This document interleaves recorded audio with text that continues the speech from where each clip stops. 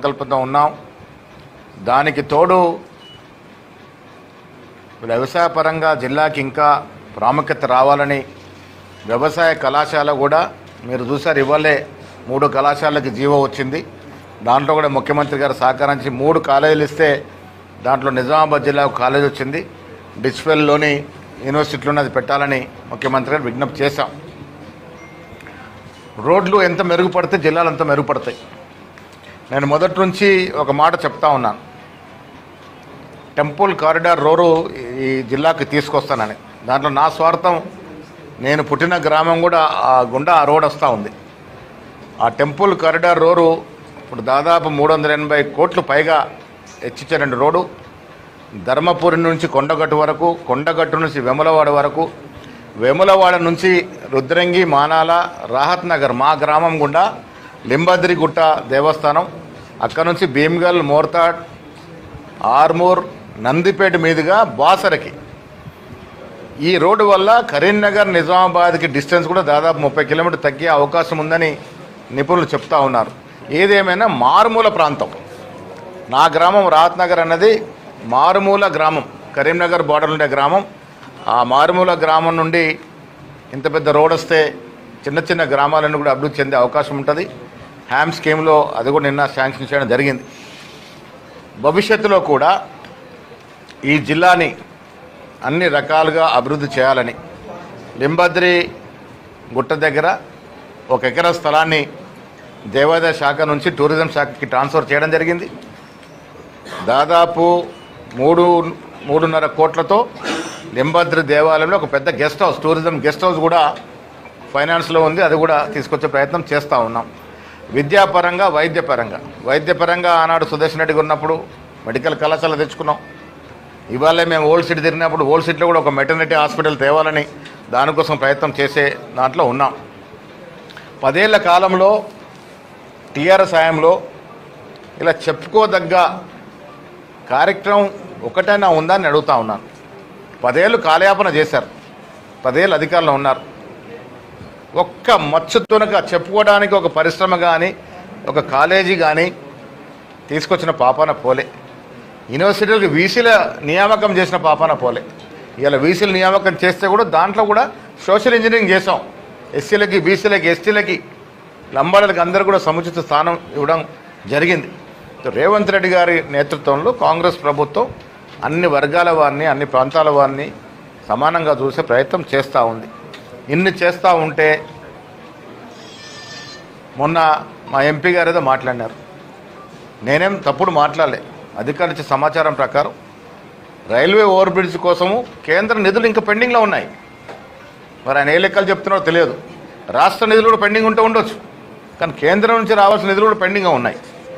దాంట్లో వారు వచ్చిన ముఖ్యమంత్రి కూడా స్వయంగా చెప్పడం జరిగింది కలెక్టర్ గారికి, డెఫినెట్గా ఇవ్వండి, తక్షణమే చేస్తామని. నేను ఎంపీ గారు కూడా రిక్వెస్ట్ చేస్తూ ఉన్నాను. రైల్వేలో అపారమైన నిధులు ఉన్నాయి. హైదరాబాద్, సికింద్రాబాద్ నుంచి వయా నాందేడ్, బాంబే రూట్ ఈ రైలు లైన్ని డబుల్ లైన్ చేసుకుంటే అసలు బాంబే సికింద్రాబాద్ కనెక్టింగ్ ఇదే ప్రధాన రోడ్ అవుతుంది. ఆ దశగా కూడా ముఖ్యమంత్రి గారితో ఒక మీటింగ్ పెట్టే ప్రయత్నం చేస్తూ ఉన్నాం. పార్టీలకు అతీతంగా ఇప్పుడు రాజకీయాలు అనేవి ఎన్నికల వరకే, ఆ తర్వాత పార్లమెంట్ సభ్యులైనా, ఎమ్మెల్యేలైనా, ఎమ్మెల్సీలైనా, ఏ పార్టీ వారైనా. ఇలా ధన్పాల్ సూర్యనారాయణ గుప్తా కూడా అభివృద్ధి కార్యక్రమం పాల్గొన్నాడు. పార్టీలకు అతీతంగా జిల్లాను అభివృద్ధి చేసుకోవాలి. రాజకీయాల్లో సెటర్లు వేయడం మాకు కూడా వస్తుంది, కానీ సెటర్లు వేసినంత మాత్రం అభివృద్ధి రాదు. సో ఈ కార్యక్రమం నేను నా విజ్ఞప్తి అంటే పార్టీలకు అతీతంగా అటు కేంద్ర ప్రాజెక్ట్స్ పెండింగ్ ఉన్నా, రాష్ట్రం నుంచి రావాల్సిన పెండింగ్ ఉన్నా వాస్తవాలు మాట్లాడుకొని ఈ అభివృద్ధి చేసుకుంటే మంచిదనే మాట ఈ సందర్భంగా నేను మనవి చేస్తూ ఉన్నాను. రాష్ట్ర రాజకీయాల గురించి మాట్లాడినప్పుడు జూబ్లీహిల్స్ ఎన్నికల్లో కాంగ్రెస్ అభ్యర్థి పెద్ద ఎత్తున మంచి మేరకు గెలవబోతూ ఉన్నారు. కారణం కాంగ్రెస్ పార్టీ 2 ఏళ్లుగా చేస్తున్న అభివృద్ధి, సంక్షేమం. జూబ్లీహిల్స్ నియోజకవర్గం పేరుకు జూబ్లీహిల్స్, కానీ అక్కడ 70% పైన బీద జనం ఉన్నారు. వారికి ఉచితంగా 200 యూనిట్ల కరెంట్ అందుతూ ఉంది. రేషన్ బియ్యం, సన్న బియ్యం అంతా ఉన్నాయి. రేషన్ కార్డులు అందినాయి. ఇందిరం ఇల్లు అంతా ఉన్నాయి. ఉచితంగా బస్సు ప్రయాణం చేయగలుగుతూ ఉన్నారు. ఇంత సంక్షేమము ఏ ఇతర రాష్ట్రాలు దొరకట్లేదు. కాబట్టి ప్రజలు కాంగ్రెస్ పార్టీని ఆదరిస్తారు. మేము పెట్టిన అభ్యర్థి కూడా నిరంతరం ప్రజల మధ్య ఉండే అభ్యర్థి, ప్రజల కష్టకాలు పంచుకునే అభ్యర్థి కాబట్టి మంచి మెజారిటీతో అక్కడ గెలిచే అవకాశం ఉంది. ఇక కేటీఆర్ గారు మాట్లాడుతూ రోజు నిద్ర లేస్తే ముఖ్యమంత్రి మీద, ప్రభుత్వం మీద విమర్శలు చేస్తూ ఉన్నారు. వారు పాపం ఏమనుకుంటారంటే 10 ఏళ్ళ నిరంకుశ పాలనని ప్రజలు మర్చిపోయారనుకుంటా ఉన్నారు. కేటీఆర్ గారు ఇంకెవరు మర్చిపోలే. మీరు 10 ఏళ్ళు నడిపినటువంటి అరాచక పాలన, మీరు 10 ఏళ్ళు చేసినటువంటి భూదోపిడీ, ఆర్థిక దోపిడీ, 10 ఏళ్ళు మీ నాన్నగారు ముఖ్యమంత్రిగా ఏలిన తీరు, పాత జమీందార్ వ్యవస్థను కూడా తలంపు చెత్తే విధంగా ఏలిన తీరును కూడా తెలంగాణ ప్రజలు మర్చిపోలే. మరి విచ్చలవిడిగా పాలన చేశారు కాబట్టి అసెంబ్లీలో ఓడించినారు, పార్లమెంట్లో 0 సీట్లు ఇచ్చినారు. రేపు జూబ్లీస్ కూడా అదే 0 రాబోతూ ఉంది. మీకు ఆరోపణలు చేసేటప్పుడు కూడా కొంత పస ఉండే ఆరోపణలు చేస్తే మేము కూడా జవాబు చెప్తాం. పసలేని ఆరోపణలు, విమర్శ చేయాలని కొన్ని చేయడం తప్ప ఎక్కడో నాకు పస కనబట్లే కేటీఆర్ గారి మాట్లాడే తీరులో. వారు చేసిన పాలన ప్రజలు ఇంకా మర్చిపోలే, ఇంకా మధ్యలో మెదులుతూ ఉంది. మిమ్మల్ని మళ్ళీ ప్రజలు ఆదరిస్తారనుకుంటే అది పొరపాటు. తెలంగాణ ప్రజలు చాలా విఘ్నులు, తెలివైన వారు. 10 ఏళ్ల పాలన చూసినారు, నెమరేసుకున్నారు, ఇంకా మధ్యలో మెదులుతూ ఉంది. కాబట్టి మళ్ళీ ఈ రాష్ట్రంలో టీఆర్ఎస్ పార్టీని ప్రజలు ఆదరిస్తారనుకుంటే అది కల్లా అనే మాట ఈ సందర్భంగా నేను మనవి చేస్తా ఉన్నాను. కుటుంబంలో ఉన్న తగాదాలు తేల్చుకోలేని స్థితిలో ఉన్నటువంటి కేటీఆర్ వారు కాంగ్రెస్ మీద మాట్లాడుతూ ఉన్నారు. ఇలా కాంగ్రెస్ పార్టీ అధికారంలోకి వచ్చిన తర్వాత అభివృద్ధి, సంక్షేమం రెండు కళ్ళగా దూసుకుపోతున్న తరుణంలో వారు రాజకీయ ఉనికి కోసం మా మీద విమర్శలు చేస్తున్నారు తప్ప ఎక్కడ కూడా పస ఉన్నటువంటి విమర్శలు లేవు. ఏది ఏమైనా తెలంగాణ ప్రజలు చాలా విఘ్నులు. దేన్ని కూడా వాస్తవాలు గ్రహించేటువంటి సామర్థ్యం ఉన్న తెలంగాణ ప్రజలు కేటీఆర్ చేస్తున్న చౌకబారు విమర్శలు పట్టించుకునే పరిస్థితి లేరు. జూబ్లీహిల్స్ నియోజకవర్గంలో మా కార్యక్రమాలను చూసి, మా అభివృద్ధిని చూసి, మా సంక్షేమం చూసి తప్పకుండా ప్రజలు ఆదరిస్తారు. 50,000 తగ్గకుండా ఆ నియోజకవర్గంలో కాంగ్రెస్ అభ్యర్థి గెలుస్తూ ఉన్నారు. రాష్ట్ర అభివృద్ధి విషయానికి వచ్చినప్పుడు విద్య, వైద్యం ప్రయారిటీగా మా ప్రభుత్వం పోతూ ఉంది. గతంలో కార్పొరేట్ ఆసుపత్రులు మినహా ఏ ప్రభుత్వ ఆసుపత్రులు పట్టించుకోలే. ఇలా ప్రైమరీ ఆసుపత్రి మొదలుగాను నిమ్స్ వరకు, ఎయిమ్స్ వరకు, ఉస్మానియా, గాంధీ వరకు పరిపూర్ణంగా ప్రక్షాళన చేసి పూర్వ వైభవం తీసుకొచ్చే ప్రయత్నం చేస్తూ ఉన్నాం.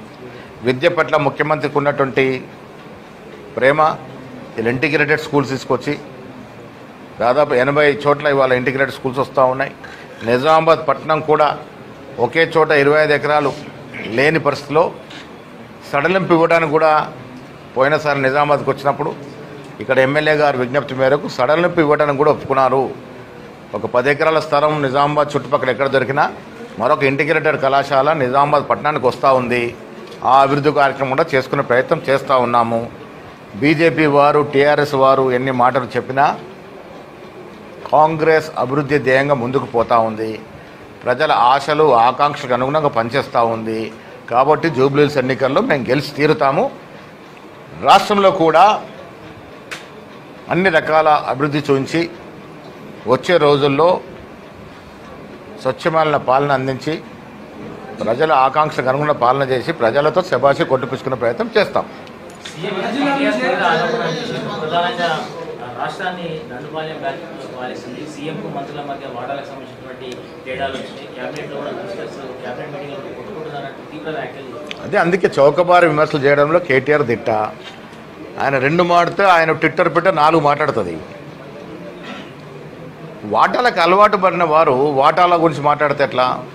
ఎస్, కాంగ్రెస్ పార్టీలో కొంచెం ప్రజాస్వామిక స్వేచ్ఛ ఎక్కువ కాబట్టి కొంత ఓపెన్గా మాట్లాడుకున్నప్పుడు, కొంత పొరపచ్చులు వచ్చినప్పుడు, సురేఖ విషయంలో కూడా అదే జరిగినప్పుడు ముఖ్యమంత్రి గారు సానుకూలంగా స్పందించి పిలిచి మాట్లాడి సర్ది చేసినారు.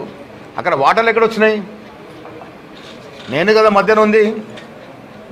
మరి వాటాల పరిస్థితి ఎక్కడ వచ్చింది?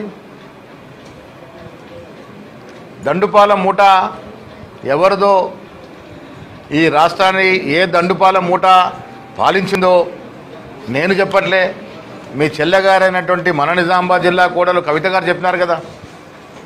ఇప్పుడు కవిత గారు చేసిన ఆరోపణలు మా కుటుంబ సభ్యులు ఇళ్ళన్నీ బంగారమయమయ్యాయి, ఈ రాష్ట్రాన్ని దోపిడీ చేసినారని కవిత గారే కదా చెప్పినారు.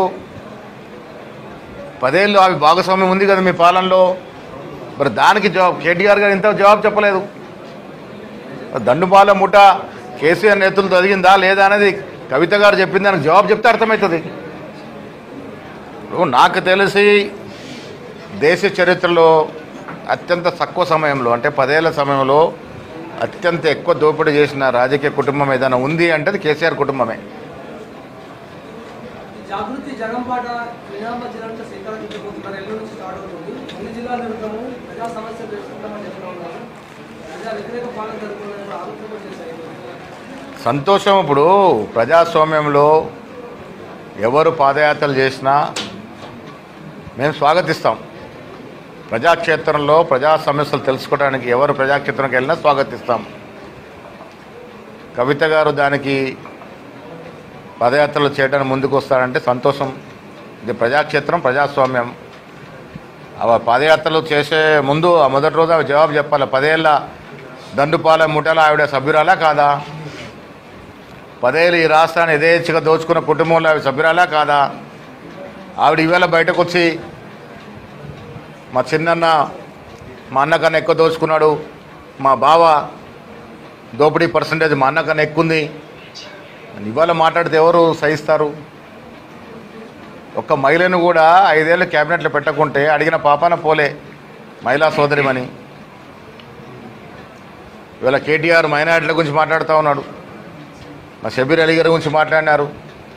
మేము ఆమీర్ అలీ ఖాన్కి ఎమ్మెల్సీ పదవి ఇస్తే కేసేసింది ఎవరు? దాంట్లో కేసేసి కొట్టేసింది ఎవరు? కేటీఆర్ తెలియదు అది? మీ పార్టీ సభ్యులు కాదా కేసేసింది? ఒక మైనారిటీకి ఎమ్మెల్సీ ఇస్తే కూడా జీర్ణించుకోలేక మీరు కోర్టుకి వెళ్ళి ఆ మైనారిటీని కొట్టేసినారు. మళ్ళీ మేము అజరుద్దరికి ఇచ్చినాము. ఇవాళ గవర్నర్ దగ్గర ఎందుకు పెండింగ్ ఉంది? బీజేపీ నాయకులు చెప్పాలి. వాళ్ళేదో గొప్పగా చేసినట్టు. ఇప్పుడు ఎస్సీలకు కానీ, ఎస్టీలకు కానీ, బీసీలకు కానీ, మైనార్టీలకు కానీ దేశంలో ఏ పార్టీ చేయనంతగా కాంగ్రెస్ పార్టీ చేసింది. దాంట్లో అందరూ కూడా ఒప్పుకొని తీరాల్సిందే.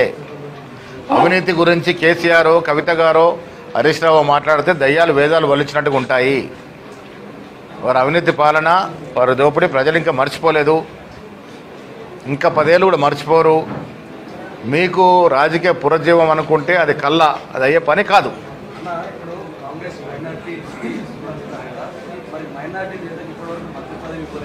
వస్తుంది భవిష్యత్తులో తప్పకుండా మైనారిటీలకి మంత్రివర్గంలో స్థానం వస్తుంది. ఆనాడు పరిస్థితి దృష్ట్యా చాలామంది మైనారిటీకి మేము అవకాశం ఇస్తే గెలవలేకపోవడం వల్ల క్యాబినెట్కి రాలేకపోయినా, లేక మొదటి క్యాబినెట్ రావాలి. ఈ డిసెంబర్లో కానీ జనవరిలో కానీ ఏఐసిసి ఎప్పుడు క్యాబినెట్ పునర్వ్యవస్థీకరణ చేస్తే అప్పుడు మైనారిటీకి అవకాశం వస్తుంది. ఓకే. బీసీ రిజర్వేషన్లో కాంగ్రెస్ పార్టీ కట్టుబడి ఉంది. ఇప్పుడు మీ అందరూ తెలుసుకోవాల్సింది, ఇలా టీఆర్ఎస్ బీజేపీ నాయకులు లోపైకరత్వ ఒప్పందంలో ఉండి అడుగడుగున బీసీ 42% రిజర్వేషన్ ఆపుతూ ఉన్నారు. ఎన్నికలు సంవత్సరం క్రితం జరగాలి. క్యాబినెట్లో అన్నది ఒత్తిడినప్పుడు కూడా ముఖ్యమంత్రి గారిని మేము ఒప్పించుకొని వారు కూడా దీని మీద కమిటెడ్ ఉన్నారు కాబట్టి ఎన్నికలనే పోస్ట్పోన్ చేశాం. స్థానిక సంస్థల ఎన్నికలు రిజర్వేషన్ ప్రయారిటీ అనుకొని ఎన్నికలనే పోస్ట్పోన్ చేశాం. తర్వాత కుల సర్వే చేయించాం. రేవంత్ రెడ్డి గారి ప్రభుత్వం, రాహుల్ గాంధీ గారి ఆకాంక్ష మేర కుల సర్వే చేసింది. ఈ దేశ చరిత్రలో 95 ఏళ్ళ స్వాతంత్ర భారతదేశంలో మొదటిసారి కుల సర్వే చేసింది కాంగ్రెస్ ప్రభుత్వం. తెలంగాణలో రేవంత్ రెడ్డి గారు ముఖ్యమంత్రిగా కుల సర్వే చేసి దాని ఆధారంగా 42% రిజర్వేషన్ ఇస్తూ 2 చట్టాలు చేసాం. ఎవరి దగ్గర పెండింగ్ ఉన్నాయి? గవర్నర్ దగ్గర పెండింగ్ ఉన్నాయి. గవర్నర్ కేంద్రాన్ని పంపినారు. కేంద్రంలో ఎవరి పార్టీ అధికారంలో ఉన్నారు? ప్రజలకు తెలివా ఇవన్నీ? కాంగ్రెస్ పార్టీ ఎన్ని రకాలుగా చిత్తశుద్ధితో ఎన్ని ప్రయత్నాలు చేస్తూ ఉందో ప్రజలు గ్రహిస్తూ ఉన్నారు. 2 చట్టాలు పెండింగ్లో పెడితే వారి చుట్టూ తిరిగి తిరిగి కేంద్రం వెళ్ళి 2 ధర్నాలు చేసి మోక్షం లభించకపోతే ఆర్డినెన్స్ ఇచ్చి ఎన్నికలకు పోదాం అనుకున్నాం. కోర్టులో స్టే వచ్చింది, సుప్రీంకోర్టుకి వెళ్ళాం, మళ్ళీ హైకోర్టుకు పొమ్మన్నారు. ఇప్పుడు హైకోర్టు నిర్ణయం కోసం వెయిట్ చేస్తూ ఉన్నాం. అంతలోప్పుడు జీవో ఇచ్చాము, జీవో మీద కోర్టు ఆంక్షలు విధించింది. అంతమించి ఆర్డినెన్స్ మళ్ళీ గవర్నర్ దగ్గర పెండింగ్లో ఉంది. గవర్నర్ వ్యవస్థ ఎవరి ఆధీనంలో ఉంటుంది? ఇవన్నీ ప్రజలు అర్థం చేసుకుంటా ఉన్నారు. మాకు చిత్తశుద్ధి ఉంది కాబట్టి ఉన్న ఆప్షన్స్ అన్నీ కూడా అవైల్ చేసుకొని ఆఖరి వరకు పోరాటం చేస్తూ ఉన్నాం. ఇంకా జార విడిచలే, భవిష్యత్తులో కూడా ఇచ్చే ప్రయత్నం చేస్తూ ఉన్నాం. Thank you. షబీర్ అలీ గారు మాట్లాడతారు. ఈరోజు ఈ ప్రెస్ కాన్ఫరెన్స్లో